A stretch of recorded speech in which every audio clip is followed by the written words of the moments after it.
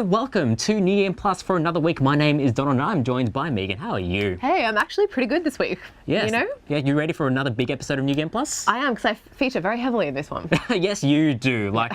We've got reviews for Blazblue Cross Tag Battle. We've got a review for Octopath Traveller for the Nintendo Switch. But you also interview the fighting game community, don't you? Yeah, I'm getting really into it. I've taken on a challenge for myself is to interview some local grassroots people that are really heavily present in the esports scene here in Australia. And this week I talk about the FGC, but also playing in an esports team and what it's like to rise from just playing casually with mates to competing all the time professionally and commentating as well.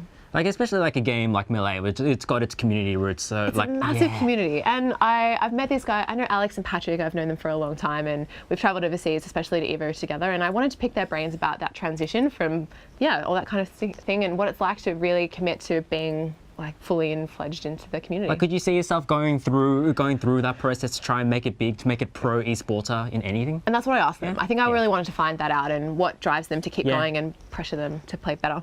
Yeah, like with a game like Blazblue maybe, which, well, admittedly, like, I don't play fighting games, but this one has, characters from all sorts of anime, and it has characters from Persona 4, which I can tell you're excited about that. am an incredibly easy mark for the JRPGs, and especially Persona 4. I actually watched the majors at Steam being streamed live on the weekend, and the Blazblue looks like the cross tag battle looks beautiful. No, but those games always do the Arc System Works games, like whether it be Blazblue or Guilty Gear or anything like that. It's style, and it's a lot of mechanics and bars. Yeah, I'm interested to see what the guys think about it. Yes, you know what? Let's stop here and let's just get straight into the review, shall we? Enjoy.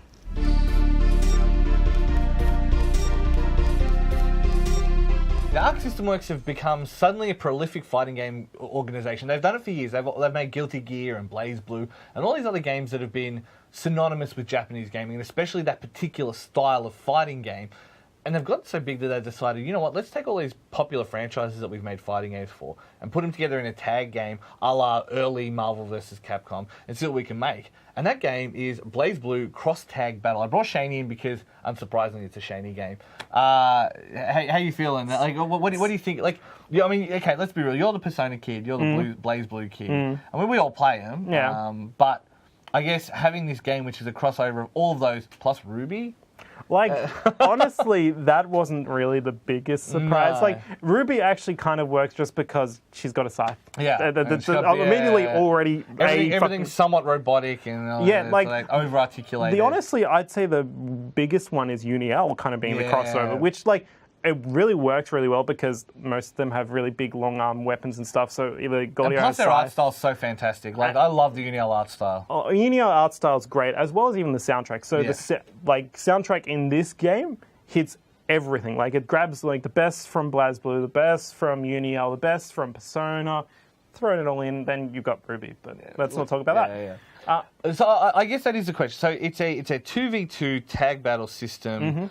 So that's where it differentiates itself from, say, Dragon Ball or a Marvel vs. Capcom. Early Marvel Superheroes was 2 tags, but Marvel vs. Capcom was 3. And also Infinite was 2. But hey, let's not talk about that dead game. I forgot it existed, The system itself is very, very different because it's actually surprisingly very basic. Basic in the sense that most of the combos are actually auto combos. Like, a lot of them are like you basically go A, and then into a special, which is, either quarter circle forward A or quarter circle forward A. Back, sorry. And then you go into an assist. Assist then launches, which then you go into an air combo. Air combos is actually where you get the most complexity in the game itself, in the battle system. But that's true for a lot of these kind of games. In a sense, yes, but I think it's actually probably one of the most simplest fighting games on this, like... Which is interesting, because Arc System Works aren't known for simple. They're coming from the company of Roman cancels and fuzzy guards. And there is a lot of actual in-depth complexity, especially with the air combos and assists and stuff. That actual game is actually very much where that's at, and where you actually find the most depth in it. But the actual normal combos is probably where you go, oh, that's all. It's a little bit lame in a sense, but honestly, once you get past that point, when you actually go into a little bit more in the depth of different type of characters, that's where you'll find that they will have most fun in this game. So again, because that is the nice part, is you do have the diversity of these different characters and different fighting styles. So I mean, you're in a world where Ragnar Bloodedge exists with Kanji Tatsumi, that exists with who's the other Unial with, this is what, Makava or Gordo? Who are they? They probably took the waifus, didn't they? Like Hilda and stuff. No, there's a few like interesting character choices, and there's a lot of ones that are still probably coming because we're getting 20 characters in DLC. That's right. I forgot about the mix. And that's not great. Like that's not it. But they know who they're appealing to. They know it's the same with the DOA argument. Like, say what you want. The game itself is solid. Like the DLC characters were reasonably priced. It's the costumes you paid for. Yeah. Whereas this, it seems to be the characters you paid for. It's a little bit like that, but they've also backed off on that too. Like, it used to be, it's going to be costing like $10 a pack for 3 characters. Now they've basically come out and said it's literally, for the whole 20 characters, it's about like $15, $17. Yeah, like, that's perfect. That's fine. perfect. Yeah. Like, 20 characters for that keeps much. the game alive, keeps enough interest in the scene. Like, I don't think people mind paying the ongoing thing, but you just need to be reasonable. Like, people don't mind if your spoon's silver if everyone's got a spoon. You know what I mean? Like, that's the old argument. So I think the one thing that this game really does draw well is the presentation, because even though it does look sexy, even though the gameplay itself is very simple in a sense, and you get a bit of complexity here and there, the art style and how everything is brought in together just really works really well. But the soundtrack is brilliant. Yeah, and the other one as well is if you do buy the Japanese copy, it is all in English, which is a handy little addition as well. So, it's both. So is it worth? So is it worth if you are into those kind of games, or if you're into tag fighting games in general? What does it offer that's different from the rest? It offers, I guess, that just jump in and play, and you can actually have fun with just people even button mashing a little bit, because the damage is high, the fun scale is very, very easy. It looks very nice. It looks like It's just so easy to jump on and get your hands onto and stuff. So it's very much, I guess, more like your side game. It won't be anyone's real main game. Just side bay, right? No, but it won't be anyone's main game. Probably like that, but it's still. You'll see it at an event. You'll go, oh yeah, I'll jump in on that. I'll jump in on that and have fun. Fair enough.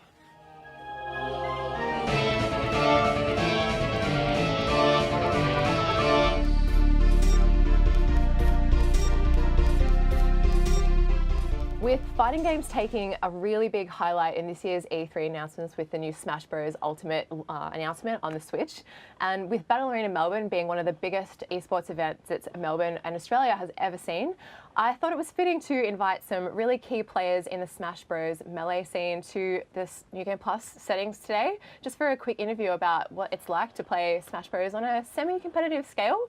And I just wanted to get more feedback about their experiences so far in Melbourne Melee. And welcome to the set, guys. This is a sweet new digs with our sweet velour blue chairs. How does it feel?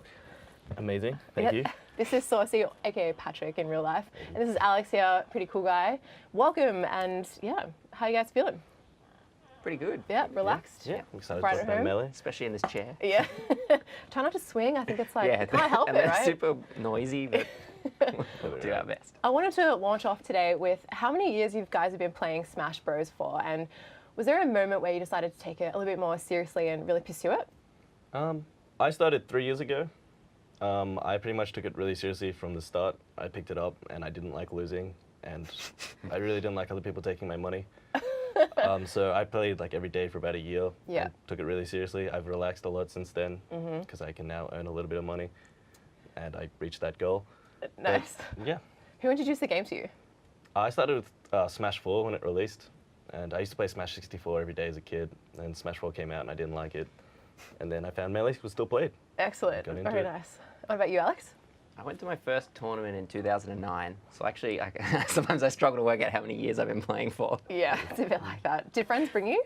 Yeah, so I started playing with one of my friends who lived up the street, and the competition escalated, and then we went online, and back then there was a website called Smashboards, and so that no longer really exists. It's still out there, but no one posts on it. It's not very active. Yeah. And we went on like all the guide threads and eventually stumbled on the Australia section of the forum, and then from there we found, there's an event happening at the Abbotsford Convent. Easy Couch Warriors Ranbat, and then Couch Warriors. in 2009. Very nice. Yeah. So from there you met just other local players and you just kept going back regularly? And it grew from there? I was pretty on and off. Like I was working weekends a lot, and so I sort of went to a couple of tournaments every year, tried to go to BAM, and then it was start of 2014, there was a big tournament called Miles Warehouse, and from there, I sort of realized that this, like, I really, really enjoy this and I'd like to spend more time doing it. So I've been pretty active since then. I like it very much. For those out there unfamiliar with the different types of Smash Bros. Titles out there, can you guys talk a little bit about the other games compared to Melee and how they're different, like more competitive versus more strategic? Sure. So Melee was the second iteration of the game before Brawl and Smash 4, and Brawl and Smash 4 are just a lot slower. They have like less movement options and it just like requires less actions per minute a lot. So Melee is a lot more fast-paced, and you have to think a lot quicker and like move a lot quicker. So it actually takes skill. Yeah, Okay. that's exactly it. Excellent. What are your thoughts? Yeah, I think Melee strikes a careful balance between like the offensive and defensive aspects of the game. So in like even in Smash 64, there's quite a lot of defensive play, and then in the more recent titles, there's just a lot less reward for getting hits. Whereas in Smash 64, it's the opposite. But in Melee, there's a bit, although as the metagames progress, defensive play has gotten stronger and stronger, some people might say, but there's still this excitement when something happens. Often, if you make a mistake, that's like that could cost you your life, but not absolutely every time, and players have options to escape. Whereas in the newer titles, sometimes you can get away with a mistake, or other times you can't get away with a mistake, but more because then your opponent, you have to wait for them to make a mistake before you can do anything to like catch up. Yeah, the excitement that you just mentioned, it's so funny seeing the amount of people that Smash brings to events like BAM and the Rambats is like so many more times than Street Fighter and other fighting games. It's incredible, and it seems to grow year on year, even though the game's been out for so long. I think, what is your involvement in Melbourne Melee? I can see you guys are repping the shirts. Looks schmick today, guys. I appreciate that. What kind of things does Melbourne Melee contribute to the community and the fighting game community specifically?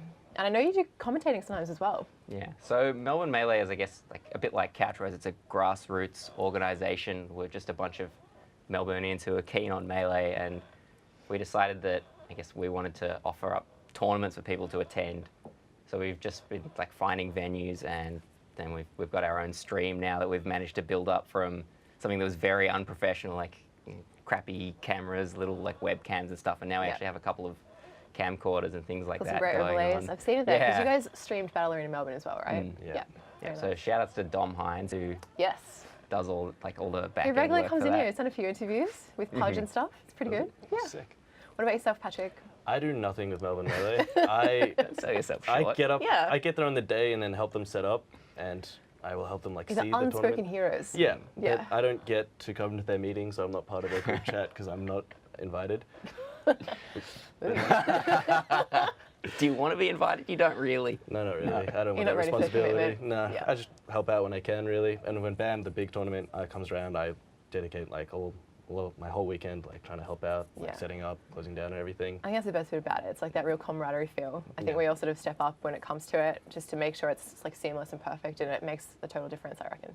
That's awesome. Saucy is one of my favourite co-commentators. I find it very easy to work with Patrick. Like, I love it just that. makes The sense. banter, organic. Yeah. It's just a lot easier. And I've been able to I've gone to the US a couple times. I've had a couple chances to commentate on their streams, which is also very exciting. Like getting to bring Australian Melee to the world a little bit. I love that. How long have you been commentating for? And why did you make the jump from just playing? I guess it's one of those things where often everyone, like most of the Melee community, are keen players, so their priority is often to play. So it's just something that someone needed to step into the hole, and I just tried it a couple of times and realized that I enjoyed it just about as much as playing. So I was pretty happy, especially because I'm not normally involved in the top 8, so it's a nice opportunity to still be engaged on some 100%. level. I love that. Patrick liked that one. That was great. That was good. So, Alex, I know you play Fox. Saucy, I know you play as Falco. How many characters did you try out before you both settled on those ones that you really focus on perfecting? I tried all of them. Really? Yeah, I can play like most of the cast to like a capable level. Can I laugh at this Just one like now? a troll character, just take a Don't piss. match me. But yeah, I can play all of them really, but Falco was the one I enjoyed watching the most, and it just looked more stylish and more exciting than everything else, so I chose that one. Is he just more OP as well? He's got some really good attacks. No, he's a terrible character. I'm just really You have to good. overcompensate with skill. I'm just really good. Okay, but just to tie things up and conclude our amazing interview tonight, guys, I really wanted to find out what's next for both of you playing Smash and in the scene, and where can people follow your progress? Next, I'm I want to go to Europe to go play Melee. I've been to America and Japan, played Melee over there, and it was like, these are some of the best times of my life. I agree. So yeah, you were there in Japan. Yes, good times. Yep, so yeah, I want to go to Europe and just go around there playing Melee. So stay in people's couches, meet some new people. I like it. Life goals. Yeah, that's pretty much all I want to do with Melee. I don't really have any like results I want to achieve, just experience more. Beautiful. And you're on Twitter as well? I'm on Twitter. Nice. Yep. I don't want my normal friends to follow me on Twitter. It's only for Totally Smash fine. people. All right, love that. Is that why there's a League of Legends reference in your handle? Because you. What about you, Alex? Where can people follow your progress? I'm at Alex_PCG_Scott on Twitter. It's terrible. Don't be hating. You're just jealous. Thanks, guys. I really appreciate your time tonight, and thanks for coming into New Game Plus Studios. Thanks for having us. Thanks for having us, man. Sweet.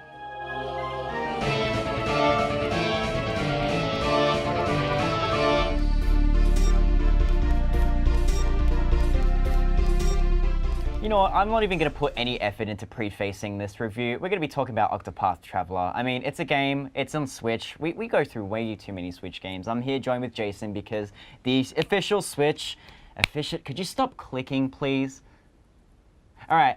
More into it, Octopath Traveler is a game. It is a JRPG by Acquire, the people well known for games like Arquebus Beat and Arquebus Strip, and published by Square Enix. It tells the tale. It's a bizarre combo. Let's just call that out right now. Like, a lot of these big companies seem to be hiring a lot of smaller Japanese developers to make their games. Spike Chunsoft are doing all the Jump games. You've got Acquire. Even Arc System Works are doing all these games as well. And obviously they're more focusing on the fighters because they've got Guilty Gear and Blazblue. But it just seems to be a lot of these bigger companies hiring the smaller, well-known developers. I guess they know that the team will work on it. It can be a licensed title, it's separate for their properties, and it's how they can pay for their next wave of title. And it's a really interesting mix. Yeah, and it's a massive far cry to how the Japanese development cycle was 10 years ago. Now, a lot of these big companies are starting to put a lot more stock into some of these smaller studios. So Octopath Traveler, it follows a tale of 8 different people from all walks of life. Octo. Hex Octo, exactly. And it chronicles a fair few people such as warriors, such as people who want to vow for revenge, people who are apothecaries who just want to see, who just don't want to see the world burn. They really want to kind of help out in any way, shape, or form they can. And I still think it's I think it's a fantastic mix. It's very similar to games like Legend of Legacy for people who have played the 3DS game, and even Live Alive. So for people who played the Japan-only exclusive that came out on the SNES many years ago, it takes a lot of cues from that. So, and it seems to be a very old-school game. And I guess that's part of the larger conversation around that kind of stuff. It plays it pretty straight with its combat style. It plays it pretty straight with everything. The main thing that it does that helps it kind of transcend where it sits is its storylines, and it's a unique kind of way of doing it. Here are these 8 characters, and we're used to having ensemble casts. We're used to having, Final Fantasy games where you start off as your main character, and by the end of it, you've got, a party of 12 people. But this sounds like it's different. This sounds like it is literally these kind of 8 distinct stories, like kind of a little bit Guy Ritchie, like Guy Ritchie. Like, yes. Guess, So in this case with Octopath Traveler, the way the narrative goes is that everyone has their own separate arcs, and they all come together to form this one just linear narrative right at the end. And there's certain parts where you travel to all different parts of the universe where everyone has their own arc, and it continues on from there. And once you get like a hefty party, you kind of get a good mix of different characters. Each one of them have their own abilities outside of battle. So for example, the dancer using her womanly charms to allure people to join to their party, like temporary minions basically. Apothecaries who can provide first aid to people without utilizing any curative items, or can utilize different alchemy spells to actually throw at enemies. Or it sounds almost a little bit Banner Saga-y in the sense like you collect fighters, you add Vals, all that kind of stuff, and it still takes part of like a larger complex, because that is the thing with Banner Saga. There's like 3 or 4 stories going on at once, and each party has different things. So I guess maybe it's kind of their twist on that style. Definitely, and I think it's less of a gimmick in terms of everyone has their own things, like the thief can pick locks, all that sort of stuff, and it encourages exploration by going back to places you never were before. However, I think the gimmick is less to do with the combat or these unique features, but more to do with the actual art style itself. Which makes it very old school in that sense. Yes, because that was always the thing. Like, we had generations of games, and so obviously we had arcade games where you put 20 cents in every time. Well, 20 cents, that's how old I am. Yes. 20 cents in every time to play the game. right? And then that moved on to home consoles, and they realized that those experiences don't work on home consoles because, like, people will pay once and that's it. So they had to find a way to do it. So what they did was they made JRPGs, and this was where JRPGs got their start. Was long narrative-driven games because we were driving that. So that's where a lot of the standard. It kind of didn't matter about having tropey / very easy to do gameplay because you were there for the story, and that was why people were paying the $60 in the first place. But later on, obviously, that doesn't work anymore because we live in a very dynamic world. Yes. Games are cheaper. There's a lot of competition. So a lot of the JRPGs that we've known in a lot of the series have changed how they do things. And it sounds to me like Octopath is very much gone back to that old school style of here is this unique story we're told. Here are these, like, and let's be real, they're great visuals. They're like, again, it's Square Enix. You expect their physics to be good. Being a Japanese studio, like they definitely, the Japan, a lot of Japanese studios tend to have a knack for utilizing Unreal Engine in the weirdest ways possible, and they generally use a lot of blur, a lot of fore and background features, as opposed to just having like really just amazing, just kind of. And this was very models. prevalent in Unreal 3. Like Unreal 3, yes. Unreal 3, obviously we had Suda51 made all these games on Unreal 3 from Shadows of Damned onwards. Yes. There were other studios who did games on it. They did Quantum Theory, which was like legally distinct from Gears. Yep. And There's then Guilty obviously Gear Guilty Xside, Gears, which is probably the most unique sense, using lighting instead of dynamically utilizing it every single frame, which is absolutely amazing. But moving back to Octopath, I think it kind of contributes to that bigger question of style over substance. And this is one of the very few JRPGs where I can sit there and go, its combat is solid. It's not going to be groundbreaking or it's going to set the world on fire in particular. It's a method for progression. But it is definitely a method for progression. And a lot of these kinds of games with the aesthetic of like, like Bravely Default, for example, and really kind of twisting and bending the norms of turn-based combat, it's going to be interesting to see in a few years' time, especially in the realms of JRPGs, to see how it really kind of goes. And whether we do find that they're more regress back to that old style. Absolutely. So it's really kind of converging, like less converging points, but just kind of fork in the road. And it's going to be interesting to see in the next future. And Octopath is definitely that catalyst. Yeah. Megan, what? Wait a minute. You've put on a really good Shane costume there. It's true. No, we've brought Shane on because you've changed your mind since you recorded that Blazblue review. I've changed my mind on a few things. Like, maybe not actually changed my mind, but maybe crossed up my opinion. No, so, like, putting more hours into Blazblue has made me go on to think that maybe it's a little bit less auto combo-y than I thought. Like, there is definitely a lot of, I guess, focus on those auto combos, but it just feels like it flows a lot much better once I actually put a lot more hours in it, and it feels so much more fun than I first expected. So kind of like the Persona 4 arena fighting games. Kind of like that, except Persona 4 Arena was a really, really good fighting game when I first touched it, and it's still a really, really good fighting game, which you should still play. Yeah, I'm not even selling up for Persona 4.